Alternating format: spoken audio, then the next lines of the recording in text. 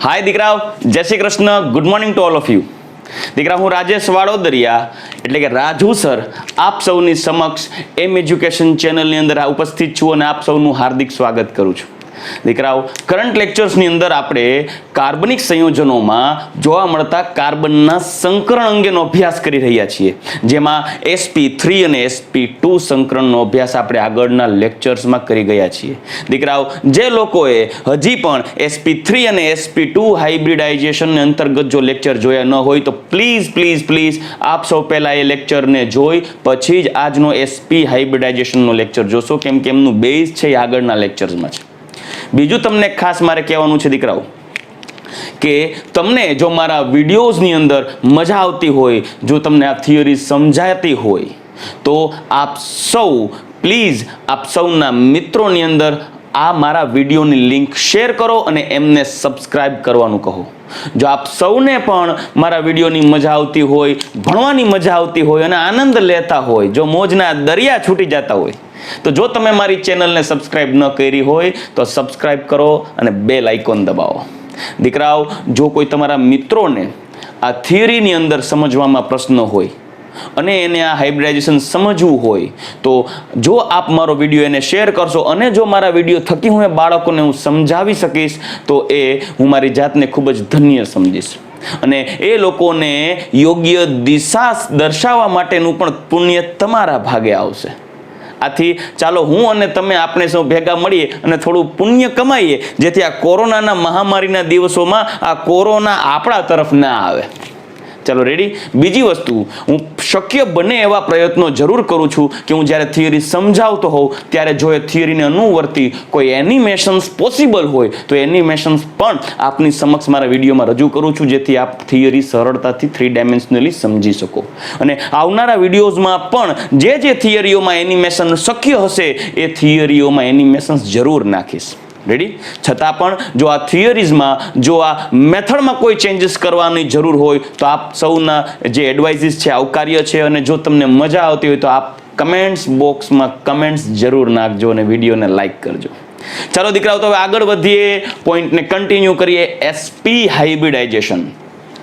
sp hybridisation નામમાં જ ખબર પડે, કાર્બનની બાહ્ય બે કક્ષક જ એવી છે જે સંકરણમાં ભાગ લે છે, એક 2s અને એક 2p, જ્યારે બાકીની બે કક્ષક ભાગ નહીં લેતી હોય સંકરણમાં, કેમ કે કાર્બનની સંયોજકતા કક્ષામાં કુલ 4 કક્ષકો છે, એક 2s, એક 2px, એક 2py, એક 2pz। જે પૈકીની જો એક 2s અને એક 2px આવી બે પ્રકારની કક્ષકો જ સંકરણમાં ભાગ લેતી હોય તો આ બે કક્ષકો સમાન ઉર્જા અને સમાન આકારવાળી બને અને sp સંકરણ કહેવાય। ચાલો ફટાફટ એના વિશે આપણે આગળ વધીએ। Ground state electronic configuration, excited state electronic configuration જોઈએ અને સંકરણ દરમિયાન બનતી સંકૃત કક્ષકનો આકાર કેવી રીતે રચાય ને કઈ રીતે પાઈ બોન્ડ્સની રચના થશે એ જોઈએ અને યોગ્ય સમયે એનિમેશન પણ તમને દર્શાવીશ। ચાલો સૌથી પહેલા ફરજિયાત પણ આપણે અહીંયા જોવું પડશે, ગ્રાઉન્ડ સ્ટેટ છે કાર્બનની ઇલેક્ટ્રોનિક કોન્ફિગરેશન છે 1s2, 2s2, 2p2, 2p2 એટલે 2px1, 2py1 અને 2pz0, 2pz0 મતલબ 2pz ખાલી છે, લખતો નથી। દીકરાઓ, આ જે ઇલેક્ટ્રોનિક કોન્ફિગરેશન છે ગ્રાઉન્ડ સ્ટેટ એટલે કે ભૂમિ અવસ્થાની ઇલેક્ટ્રોન રચના છે કાર્બન માટે, જેમાં s કક્ષક 1s માં 2 ઇલેક્ટ્રોન, 2s માં 2, 2px અને 2py માં 1 દીકરાઓ, કાર્બનને ચતુઃસંયોજકતા પૂરી કરવા માટે, ભાગીદારીમાં રાખવા માટે 4 ઇલેક્ટ્રોન અયુગ્મિત હોવા જોઈએ। આપણે આગળના 2 લેક્ચર્સમાં આના વિશે વાત કરી ગયા, પરંતુ અહીં તો 2 જ ઇલેક્ટ્રોન છે અયુગ્મિત, એક તો યુગ્મ છે, તો તમારે શું કરવું પડશે? કાર્બનને ઉત્તેજિત કરવો પડશે। જ્યારે કાર્બન ઉત્તેજિત થશે ત્યારે અહીં રહેલો આ ઇલેક્ટ્રોન યુગ્મ પૈકીનો એક ઇલેક્ટ્રોન અયુગ્મિત સ્વરૂપે pz ની અંદર સ્થાનાંતરણ પામશે અને ઉત્તેજિત અવસ્થાની ઇલેક્ટ્રોન રચના થશે 1s2, 2s1, 2px1, 2py1, 2pz1। પણ જો આ ચારેય કક્ષકો પૈકી માત્ર આ બે કક્ષક જ જો સમાન ઉર્જા અને સમાન આકાર ધારણ કરે ને તો આ બે કક્ષકો સમાન ઉર્જા અને સમાન આકાર ધારણ કરે ત્યારે આ બે કક્ષકો સંકૃત કક્ષકો કહેવાય, જે પૈકી એક s અને એક p કક્ષક હોવાથી તેને sp સંકૃત કક્ષક કહેવાય। આથી તમે અહીંયા જોઈ શકો છો, જો આ ઉર્જા આરેખ દર્શાવું તો સૌથી પહેલા 1s2, ત્યારબાદ 2 2s અને 2px બંનેમાં એક અયુગ્મિત ઇલેક્ટ્રોન હાજર છે, જે સંકૃત કક્ષક હોવાથી બંને નવી આકાર ધારણ કરેલ છે, જેમાં બંનેની ઉર્જા સમાન છે. પરંતુ સંકરણમાં ભાગ ન લેતી આ બંને અસંકૃત કક્ષકો કે જેની ઉર્જા કે આ બંને સંકૃત કક્ષકોની ઉર્જા આ બે સંકૃત કક્ષકો કરતા વધારે છે. જ્યારે તેમના આકારમાં પણ કોઈ ફેરફાર નથી થતો, બંનેની આકાર છે એ ડમ્બેલ શેપ છે અને બંને એક અયુગ્મિત ઇલેક્ટ્રોન ધરાવે છે. કાર્બન પાસે 4 અયુગ્મિત ઇલેક્ટ્રોનો તો છે, પણ પ્રોબ્લેમ એ છે કે 4 અયુગ્મિત ઇલેક્ટ્રોન ધરાવતી જે 4 કક્ષકો છે, જે પૈકી 2 કક્ષકો સંકૃત છે ને 2 અસંકૃત છે. હવે આ 4 કક્ષકો પૈકી જો 2 કક્ષક સમાન ઉર્જા અને સમાન આકાર ધારણ કરે તો તેને sp સંકરણ કહેવાય. sp સંકરણ જેમાં એક s અને એક p કક્ષક સમાન ઉર્જા સમાન આકારવાળી બને છે અને 2 અસંકૃત કક્ષકો. હવે આ 2 સંકૃત કક્ષકો ને કાર્બનની આજુબાજુ કઈ રીતે ગોઠવીએ? લાઈક જેમ આપણે sp3 સંકરણમાં ચતુષ્ફલકીય આકારે જે સંકૃત કક્ષકોને ગોઠવતા હતા, sp2 સંકરણમાં સમતલીય ત્રિકોણ આકારે ગોઠવતા હતા, એ જ રીતે હવે મારી પાસે 2 જ સંકૃત કક્ષકો છે. તો આ બંને સંકૃત કક્ષકો કે જેની ઉર્જા અને આકાર સમાન છે, મતલબ મેગ્નિટ્યુડ સમાન છે મેગ્નેટિક ફિલ્ડનું, તો એ 2 કક્ષકોને કઈ રીતે ગોઠવાય? તો સ્વાભાવિક છે, VSEPR થિયરી અનુસાર બંને કક્ષકો વચ્ચે ઉર્જા સમાન છે અને આકાર પણ સમાન છે. આથી બંને કક્ષકો એકબીજા ઉપર સૌથી ઓછું અપાકર્ષણ લગાડે અને તેમની વચ્ચેનું અંતર મહત્તમ હોય એવી દિશાએ ગોઠવાય. તો આ 2 કક્ષકો એકબીજાથી કયા અંતરે ગોઠવાશે દીકરાઓ? તો આ 2 કક્ષકો એકબીજાથી વિરુદ્ધ દિશાએ ગોઠવો, મતલબ લિનિયર શેપ, રેખીય રીતે. જો હું તમને દર્શાવું, મારી પાસે જે કાર્બન છે, હવે હું અહીંયા દર્શાવું છું, કાર્બન છે એ કાર્બનની એક સંકૃત કક્ષકને જો આ દિશામાં દર્શાવું તો બીજી સંકૃત કક્ષકને આ દિશામાં દર્શાવી શકીશ, sp હાઇબ્રિડ ઓર્બિટલ્સ. જે બંને sp સંકૃત કક્ષક જેની પાસે એક ઇલેક્ટ્રોન છે, આ બંને એકબીજાથી 180 ડિગ્રીના ખૂણા 180 ડિગ્રીના ખૂણા રચી અને ગોઠવાયેલી છે. મતલબ કાર્બનની 2 સંકૃત કક્ષક s અને p એકબીજાથી 180 ડિગ્રીના ખૂણે રેખીય આકારે ગોઠવાયેલી છે, રેખીય. હવે આ 2 કક્ષકો એકબીજા સાથે કઈ રીતે બંધ બનાવે એની વાત કરીએ. તો સૌપ્રથમ એની પહેલા એ જોવું જોઈએ કે આ સંકૃત કક્ષકો સિવાય હજી આ કાર્બન પાસે 2 અસંકૃત કક્ષક છે, તો એ અસંકૃત કક્ષક કઈ રીતે જોડાયેલી હોય, હવે એની વાત કરીએ. ચાલો દીકરા, હું અહીંયા દોરીશ. એક કાર્બન છે sp સંકૃત, જેની પાસે 2 સંકૃત કક્ષકો છે, આપ જોઈ શકો છો, sp અને sp સંકૃત કક્ષક. જ્યારે સંકરણમાં ભાગ ન લીધેલી 2 હાયર એનર્જેટિક વધુ ઉર્જા ધરાવતી કક્ષકો py ને pz કે જેને સંકરણમાં ભાગ નથી લીધો, એનો શેપ તો ડમ્બેલ છે. આથી હવે એનો આકાર દોરીએ તો દીકરાઓ આ જે થશે અસંકૃત py ઓર્બિટલ, એમની પાસે એક ઇલેક્ટ્રોન છે. સંકૃત 2 કક્ષકો પાસે એક ઇલેક્ટ્રોન છે, તમે જોઈ શકો છો. જ્યારે હજી એક અસંકૃત કક્ષક છે pz, એમની પાસે પણ એક અયુગ્મિત ઇલેક્ટ્રોન છે. તો આ છે અસંકૃત.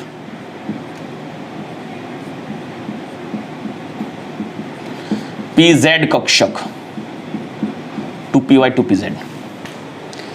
તો કાર્બનમાં sp સંકરણમાં 2 સંકૃત કક્ષકો એકબીજાથી 180 ડિગ્રીના ખૂણે રેખીય આકારે ગોઠવાયેલી છે, જ્યારે સંકૃત કક્ષકો એ એકબીજાને લંબ ડમ્બેલ શેપથી ગોઠવાયેલી છે. હવે આ સંકૃત કક્ષકો કઈ રીતે એકબીજા સાથે જોડાય અને સિગ્મા બંધ બનાવશે એની વાત કરીએ. દીકરાઓ, મેં પહેલા જ કીધું છે કે જેટલી સંકૃત કક્ષકો હશે એ સિગ્મા બંધ બનાવશે અને જેટલી અસંકૃત કક્ષકો હશે એ પાઈ બંધ બનાવશે. ક્લિયર? ચાલો, તો સૌથી પહેલા 2 કાર્બન પરમાણુ, આ 2 કાર્બન પરમાણુની સંકૃત કક્ષકો, જે પૈકી એક સંકૃત કક્ષક અહીંયા લખું છું, જેની પાસે એક અયુગ્મિત ઇલેક્ટ્રોન છે, જે sp સંકૃત કક્ષક છે. આ જ કાર્બનની બીજી અસંકૃત જે સંકૃત કક્ષક છે, એની પાસે એક અયુગ્મિત ઇલેક્ટ્રોન છે, આ પણ sp સંકૃત કક્ષક છે. ત્યારે બીજા કાર્બનની આવા બીજા કાર્બનની એક સંકૃત કક્ષક પહેલા કાર્બનની એક સંકૃત કક્ષક સાથે સંમિશ્રણ પામશે. આથી આ સંમિશ્રણથી તેમની વચ્ચે એક સિગ્મા બંધની રચના થશે. દીકરા, આ થયો સિગ્મા બોન્ડ. જ્યારે હજી એક સંકૃત કક્ષક છે એમની પાસે sp, મતલબ બંને કાર્બન પાસે બે sp સંકૃત કક્ષક છે, જે પૈકીની એક સંકૃત કક્ષક એકબીજા સાથે સંમિશ્રણ પામી સિગ્મા બંધની કાર્બન સિગ્મા બંધની રચના કરે છે. જ્યારે બાકીની બીજી સંકૃત કક્ષક એ હાઇડ્રોજનની 1s કક્ષક સાથે સંમિશ્રણ પામી અને કાર્બન હાઇડ્રોજન સિગ્મા બોન્ડ બનાવશે. અને બીજી એક સંકૃત કક્ષક હાઇડ્રોજન સાથે સંમિશ્રણ પામી અને અહીં પણ કાર્બન હાઇડ્રોજન સિગ્મા બોન્ડ બનાવશે. આથી જોઈ શકો છો અણુનો આકાર રેખીય થયો. આથી કોઈ પણ આલ્કાઇન સંયોજનમાં કાર્બન વચ્ચે જ્યારે ટ્રિપલ બોન્ડ બનતો હશે, sp હાઇબ્રિડાઇઝેશન હશે, ત્યારે એનો આકાર રેખીય હશે. પરંતુ આપણે જોવાનું છે અહીં કાર્બનની રચના કેવી થઈ. તો આપ જોશો તો ખ્યાલ પડશે. કાર્બનની રચના કંઈક આ પ્રકારે થઈ. કાર્બન સિંગલ બોન્ડ, કાર્બન, અહીંયા હાઇડ્રોજન અને અહીં પણ હાઇડ્રોજન, જેમાં સંકૃત કક્ષકોને કારણે રચાતો જે બંધ કોણ છે ને દીકરાઓ, એ 180 ડિગ્રી છે. કેટલો? 180 ડિગ્રી. આ બંને કાર્બન કયું સંકરણ દર્શાવે છે દીકરાઓ? sp hybridisation. જેમાં એક કાર્બનની આજુબાજુ 2 સિગ્મા બંધ ડેવલપ થયા, પણ કાર્બનની સંયોજકતા તો 4 છે. આથી કાર્બન તેની આજુબાજુ 4 બંધ બનાવવા પ્રયત્ન કરશે, પણ સેમ આ બંને કાર્બન ડિસ્કશન કરશે કે આપણા તો હજી 2 બંધ જ બંધાણા છે, આપણી સાથે તો એક હાઇડ્રોજન જ જોડાયેલો છે, તો હજી બાકીના 2 બંધ કેમ નથી બન્યા? તો ઓલું જ કન્ક્લુઝન આવશે કે 2 p કક્ષકો py ને pz આપણી જેમ સંકરણમાં ભાગ લીધો નથી, એને કારણે આપણી 4 વેલેન્સી બાકી છે અને આપણે અસંતૃપ્ત છીએ, અનસેચ્યુરેટેડ. આથી બંને કાર્બન પાસે રહેલી અસંકૃત કક્ષકો py અને pz આ બંને એકબીજા સાથે સાઇડ વાઇઝ ઓવરલેપ થશે. સાઇડ વાઇઝ તમે વિડીયોમાં જોશો તો ખ્યાલ આવશે. સાઇડ વાઇઝ 2 કક્ષકો ઓવરલેપિંગ કઈ રીતે થાય, હું તમને એની સામે નજર રાખું તો દાખલા તરીકે આ એક સંકૃત કક્ષક છે. એ સંકૃત કક્ષક એકબીજા સાથે સિગ્મા બોન્ડ બનાવે. જ્યારે એક py અને એક pz કક્ષક છે, એ py ને pz પાઈ બંધ બનાવશે અને સાઇડ વાઇઝ એટલે આમ સાઇડમાંથી ઓવરલેપ થશે. આવી રીતે સાઇડ વાઇઝ ઓવરલેપિંગ બતાવશે. આથી તમે જોઈ શકશો કે 1 સિગ્મા અને 2 પાઈ બોન્ડ બનશે. તો કાર્બન વચ્ચે રચાતા ટ્રિપલ બોન્ડમાં કાર્બન વચ્ચે એક સિગ્મા બોન્ડ બને છે, જે sp સંકૃત કાર્બનને કારણે છે. જ્યારે બાકીની 2 અસંકૃત કક્ષકો એકબીજા સાથે સાઇડ વાઇઝ એટલે બાજુએથી સંમિશ્રણ પામી અને પાઈ બંધની રચના કરશે. દીકરાઓ, આપણે એનિમેશનમાં જોઈ શકો છો તમે. ચાલો, તો હવે એ જે સંકૃત કક્ષકો છે, જે પૈકી એક છે py કક્ષક અસંકૃત. આ બંનેમાં py 2py અસંકૃત.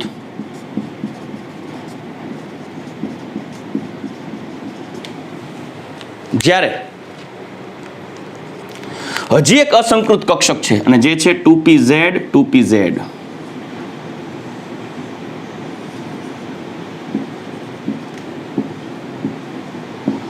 અસંકૃત.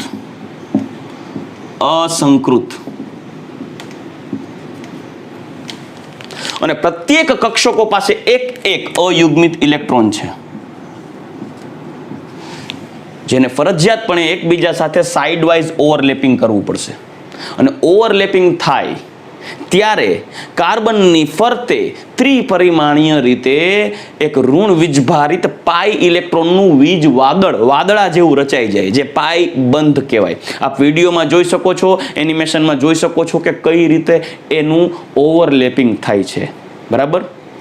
આ વિડીયોમાં આપ જોશો તો એક વિડીયોમાં જ્યારે 2 વિડીયો અલગ પડે છે, જેમાં એક વિડીયોની અંદર સાઇડ વાઇઝ ઓવરલેપિંગ આપ્યું છે, જ્યારે લેફ્ટ સાઇડની અંદર જે વિડીયોમાં ઓવરલેપિંગ થાય છે એ આખું ક્લાઉડ જેવું રચાય છે. સાચી ઘટના એ છે. એટલે મેં તમને એનિમેશનમાં આખી થિયરી સમજાવવા પ્રયત્ન કરેલો છે. રેડી? તો આપ જોશો તો ખ્યાલ પડશે કે આ PZ અને PY કક્ષકોનું ઓવરલેપિંગ થાય ત્યારે કઈ રીતે સિગ્મા બોન્ડ બનશે. તો પહેલા PY કક્ષકો મર્જ થશે અને PZ કક્ષકો મર્જ થશે, જોડાશે અને પાઈ બંધની રચના કરશે. ત્યારે PY અને PZ કક્ષકો એકબીજા સાથે સંમિશ્રણ પામશે અને કંઈક આવી રચના થશે. જુઓ, કાર્બન, અહીંયા હું હાઇડ્રોજન લખું છું. સિગ્મા બોન્ડ હવે હું ઓવરલેપ થયેલો બતાવતો નથી. જ્યારે PZ કક્ષકો વચ્ચે આવી રીતે ઓવરલેપિંગ થયેલું છે.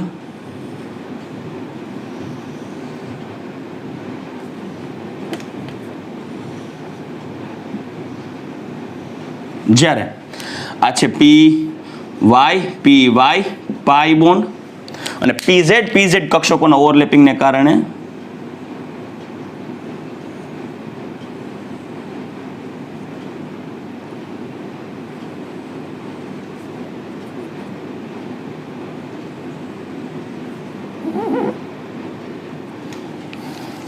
આ થશે PZ ઓવરલેપિંગ. આ પણ બનશે પાઈ બંધ. આથી કાર્બનની આજુબાજુ કુલ 2 પાઈ બંધ બનશે. આથી હું દોરી શકીશ અહીંયા પાઈ બંધ. પાઈ બંધ છે, ભાઈ બંધ નથી. પાઈ બંધ. હા, આ પાઈ બંધ ને ભાઈ બંધ બનાવો તો સમજાય.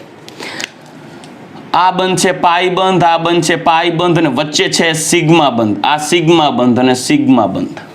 આથી કોઈ એક કાર્બન ઉપર ફોકસ કરો ત્યારે ખ્યાલ પડશે. કોઈ એક કાર્બન કે જેની ફરતે 2 સિગ્મા બંધ છે, જોઈ શકો છો. એક આ બ્લેક કલરનો અને બીજો 2 સિગ્મા બંધ અને 2 પાઈ બંધ. 2 પાઈ બંધ કાર્બન પાસે 2 પાઈ બંધ હોય એટલે કાર્બનની સંયોજકતા કક્ષામાં 4 કક્ષકોમાંથી 2 કક્ષકોએ પાઈ બંધ બનાવ્યો. આથી 2 કક્ષકોએ સંકરણમાં ભાગ નથી લીધો. આથી 2 કક્ષકો પાઈ બંધ બનાવે, 2 કક્ષકો સંકરણમાં ભાગ નથી લેતી, તો બાકીની 2 સંકરણમાં ભાગ લેતી હોય કઈ S અને P. આથી પાઈ બંધની સંખ્યાને આધારે હાઇબ્રિડાઇઝેશન પકડી શકાય. એકય પાઈ બંધ નથી, sp3. એક પાઈ બંધ છે, sp2, કેમ કે એકે ભાગ નથી લીધો. અને 2 પાઈ બંધ છે તો sp, કેમ કે 2 કક્ષકોએ ભાગ નથી લીધો. ક્લિયર? તો હવે આ sp સંકરણને કારણે આ રીતે જે અણુની રચના થઈ છે, હવે એમાં કાર્બનની ફરતે આપ વિડીયોમાં જોઈ શકો છો કઈ રીતે ઓવરલેપિંગ થઈને ઇથાઇન અણુની રચના થઈ. ઇથાઇન. તો હવે એ રચનાને આધારે બંધ લંબાઈ અને બંધ કોણની ચર્ચા કરીએ.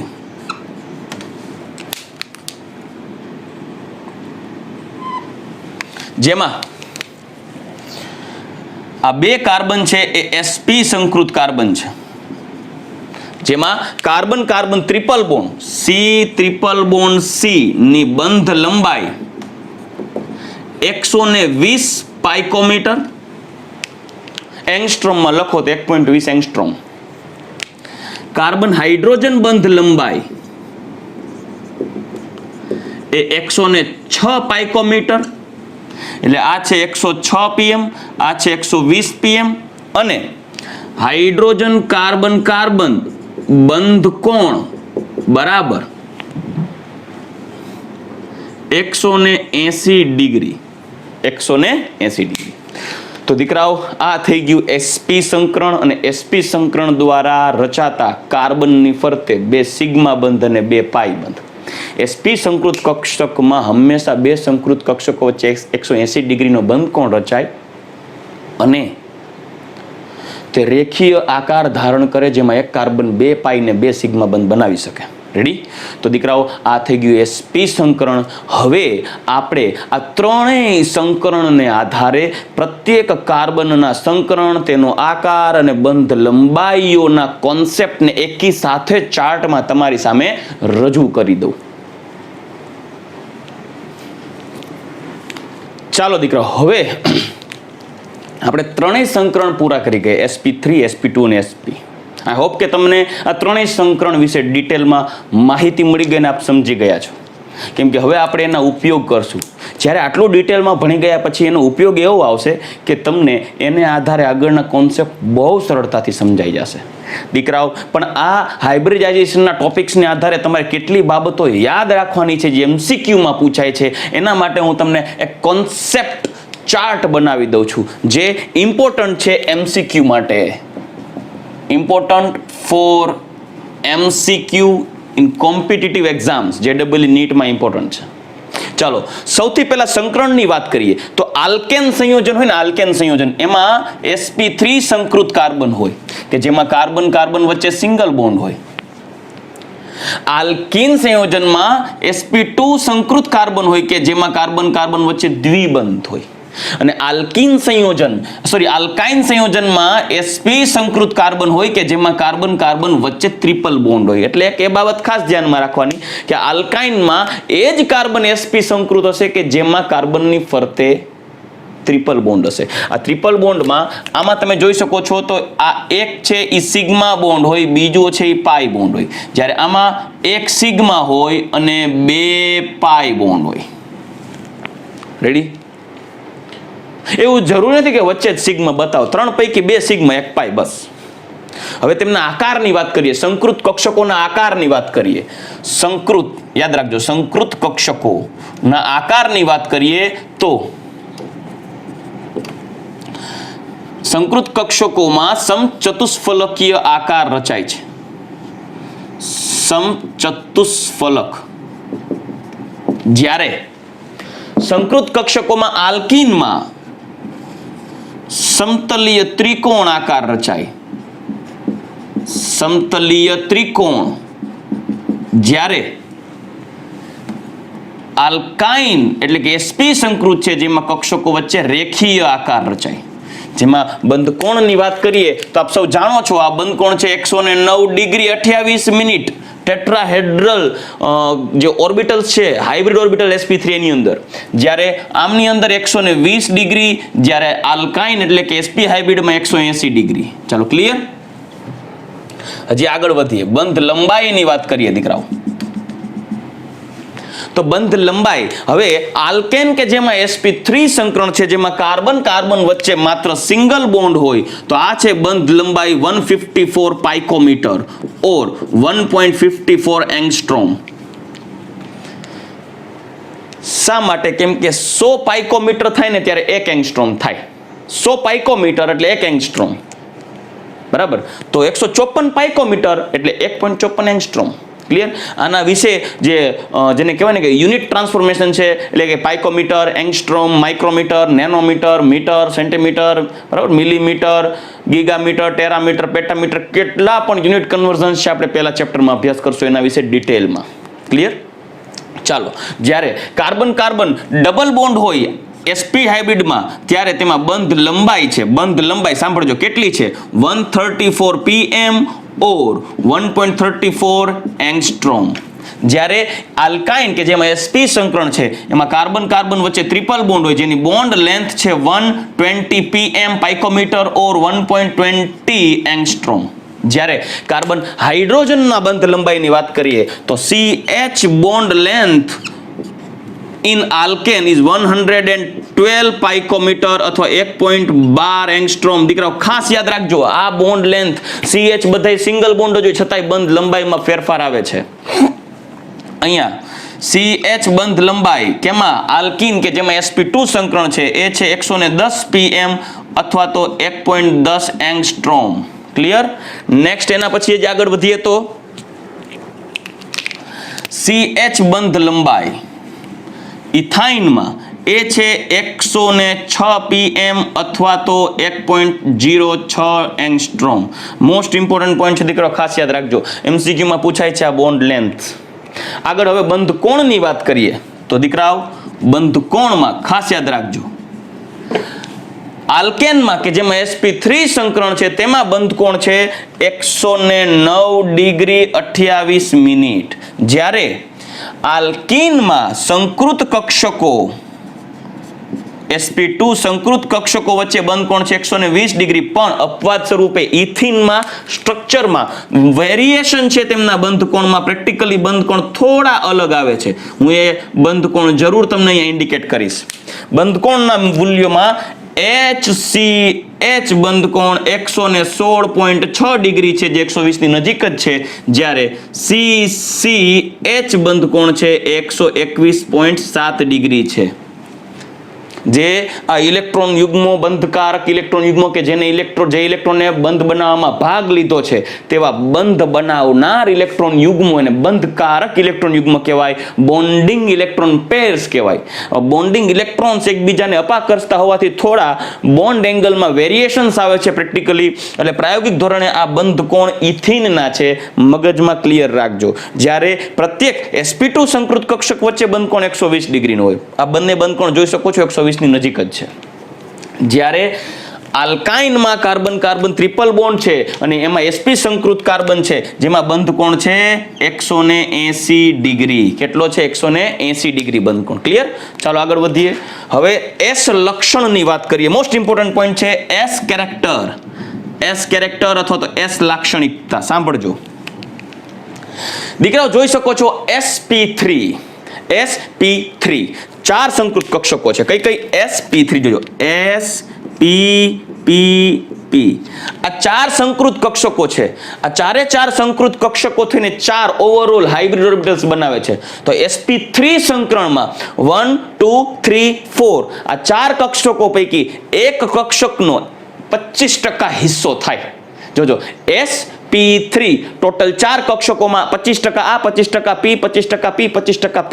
આથી S કેરેક્ટર S લક્ષણ લખી શકું 25% અને P લક્ષણ લખી શકું 75%. ટોટલ 100% હાઇબ્રિડાઇઝેશન થઈ ગયું sp3. જ્યારે sp2 માં ટોટલ હાઇબ્રિડ કક્ષકો 3 છે, એક S અને 2 P. તો આ ત્રણ કક્ષકો પૈકી ત્રીજો ભાગ S નો થાય. આથી S લાક્ષણિકતા કહી શકાય 33.33%. S લાક્ષણિકતા, S લક્ષણ જેને એપ્રોક્સ 33% પણ કહી શકો. ટોટલ 3 સંકૃત કક્ષકો પૈકી એક સંકૃત કક્ષકોનો હિસ્સો 33% કહેવાય. sp2 હાઇબ્રિડાઇઝેશનમાં S પ્રકારની કક્ષકનો હિસ્સો છે એ 33% કહેવાય. જ્યારે P પ્રકારની કક્ષકની વાત કરીએ તો એ થશે 66.67%.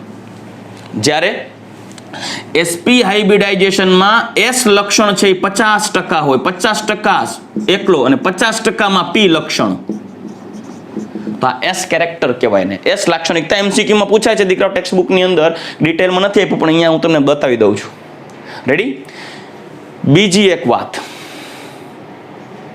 ખાસ લાક્ષણિકતા આના સંદર્ભે વિદ્યુત ઋણતા, અહીંયા ચોખવટ કરું છું, વિદ્યુત ઋણતા, જેને ઇંગ્લિશમાં કહેવાય ઇલેક્ટ્રોનેગેટિવિટી.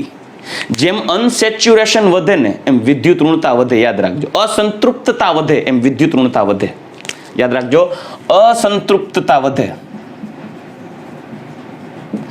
એમ વિદ્યુત ઋણતા વધે. તો મુખ્ય મુદ્દો એ છે સર આ વિદ્યુત ઋણતા એટલે શું? તો યાદ રાખજો, કોઈ પણ પરમાણુ કે જે બંધના ઇલેક્ટ્રોનને પોતાની તરફ આકર્ષવાની વૃત્તિ રાખે, કોઈ પણ પરમાણુ કે જે બંધના ઇલેક્ટ્રોનને પોતાની તરફ આકર્ષવાની વૃત્તિ રાખતો હોય તો એ દરેક પરમાણુની ઇલેક્ટ્રોનને આકર્ષવાની વૃત્તિ એક સમાન ન હોય. હું એક એક્ઝામ્પલ આપું.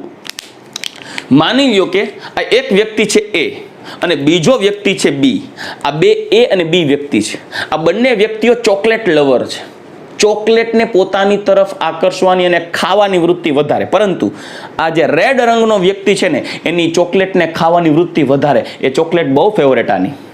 જ્યારે આની ફેવરેટ ખરા પણ જે ચોકલેટ જોઈને ગાંડો આ થાય. હવે આ બંને પરમાણુથી એક તમારા સુધી એક ડિસ્ટન્સ રાખીએ, ત્યાં ચોકલેટ રાખેલ છે. આ બે પરમાણુ પૈકી ચોકલેટને વધારે આકર્ષવાની વૃત્તિ જ્યારે ચોકલેટની નજીક આ બેને લઈ જાવ તો વધારે ઝડપથી કોણ ઇલેક્ટ્રોન એટલે કે ચોકલેટને આકર્ષે? આ રેડ કલરનો, કેમ કે એની ચોકલેટને આકર્ષવાની વૃત્તિ વધારે છે. તો ચોકલેટને બદલે ઇલેક્ટ્રોન વિચારીએ તો બંધના ઇલેક્ટ્રોનોને પોતાની તરફ આકર્ષવાની વૃત્તિ જેની વધારે, બંધના ઇલેક્ટ્રોનને પોતાની તરફ આકર્ષવાની જે વૃત્તિની તીવ્રતા છે એ તીવ્રતા જેની વધારે એની વિદ્યુત ઋણતા વધારે છે એવું કહેવાય. અને એની જે તીવ્રતા છે એને વિદ્યુત ઋણતા કહેવાય. રેડી? તો એમ કહી શકાય, ફોર એક્ઝામ્પલ હું તમારા તરફ એક એક્ઝામ્પલ આપું. ચાલો, તમે ઇલેક્ટ્રોન છો. દાખલા તરીકે આપણે એક નિસર્ગ છે. હાલો નિસર્ગ ભાઈ, તું એક ઇલેક્ટ્રોન છો દીકરા. હસતો હસસ પાછો હસમાં ભાઈ તારું એક્ઝામ્પલ લઉં છું. આપણી પાસે એક નિસર્ગ છે. ઓહો મસ્ત યાર, જોઈ લે નિસર્ગના. રેડી? નિસર્ગ, હવે તું અહીંયા ઊભો છો, મસ્ત શર્ટ બટ પહેરી, પેન્ટ પહેરાઈ દઉં ઉપર. અને હવે અહીંયા હિરોઈન છે બે.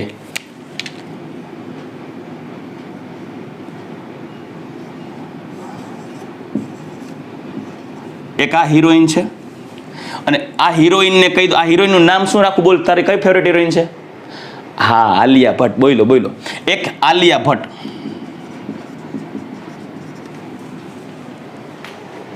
બરાબર? અને આ એક આલિયા ભટ્ટ એક હિરોઈન છે. બરાબર? અને અહીંયા અમે દોર્યો છે નિસર્ગ. હવે બીજો એક વ્યક્તિ દોરું છું અને એ વ્યક્તિનું નામ છે ધ્રુવ. માની લઈએ ધ્રુવ.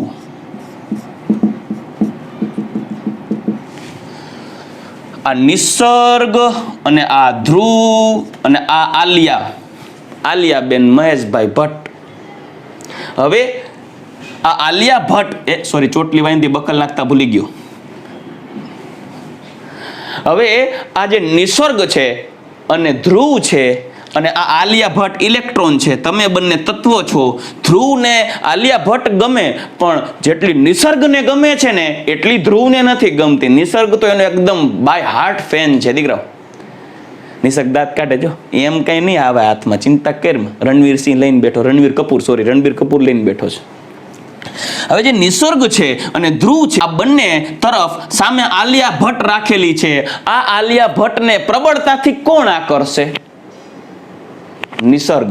આથી કહી શકાય કે નિસર્ગની આ આલિયા ભટ્ટને આકર્ષવાની જે તીવ્રતા છે એ પ્રબળ છે. આથી નિસર્ગની વિદ્યુત ઋણતા એટલે આલિયા ઋણતા વધારે છે. મતલબ કે નિસર્ગ, આ જો આલિયા ભટ્ટને ઇલેક્ટ્રોન કહું તો ધ્રુવ અને નિસર્ગ પૈકી નિસર્ગની ઇલેક્ટ્રોન આકર્ષવાની વૃત્તિ વધારે છે. આથી નિસર્ગ વધુ વિદ્યુત ઋણીય છે. અને વધુ વિદ્યુત ઋણતા ક્યારે પ્રોડ્યુસ થશે? જ્યારે એની અંદર અસંતૃપ્તતા હશે, આલિયા ભટ્ટ પ્રત્યેની તીવ્ર લગન લાગી હશે, ત્યારે આલિયા ભટ્ટને તાકાતથી આકર્ષાશે ભાઈ નિસર્ગ. આથી આલિયા ભટ્ટને પ્રબળતાથી નિસર્ગ આકર્ષે. આથી નિસર્ગની વિદ્યુત ઋણતા ધ્રુવ કરતા વધારે છે એવું કહેવાય. આથી ઇલેક્ટ્રોન આકર્ષવાની વૃત્તિની તીવ્રતા જેની વધારે એની વિદ્યુત ઋણતા વધારે. અને આ ઇલેક્ટ્રોન આકર્ષવાની વૃત્તિની તીવ્રતા ક્યારે આવે? જ્યારે એની અંદર અસંતૃપ્તતા હોય. અને અસંતૃપ્તતા કેમાં વધારે? sp સંકરણમાં. ત્યારબાદ sp2 અને sp3. આથી કેમ કે sp3 તો એકદમ સંતૃપ્ત છે.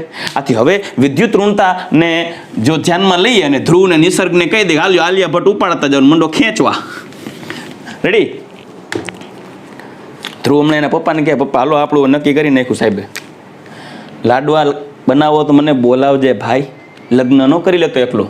ચાલો અસંતૃપ્તતાની વાત કરીએ ને દીકરાઓ, તો અસંતૃપ્તતા સૌથી વધારે sp3 કરતા વધારે છે sp2 અને sp2 કરતા sp સંકૃત કાર્બનમાં જોવા મળે.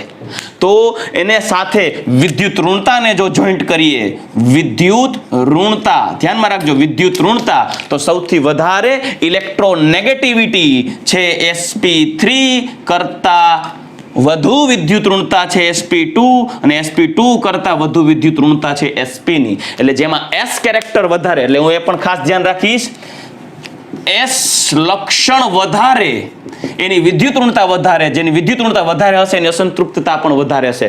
આથી s લક્ષણની વાત કરીએ તો sp3 કરતા sp2 કરતા sp ની s લાક્ષણિકતા વધી જાય, s કેરેક્ટર વધી જાય. આપણે અહીંયા લખી દીધા છે, જોઈ શકો છો. sp3 માં s લાક્ષણિકતા છે 25%, આમાં 33% અને sp માં 50%. જેમ s લાક્ષણિકતા વધે તેમ s નો હિસ્સો સંકરણમાં વધે.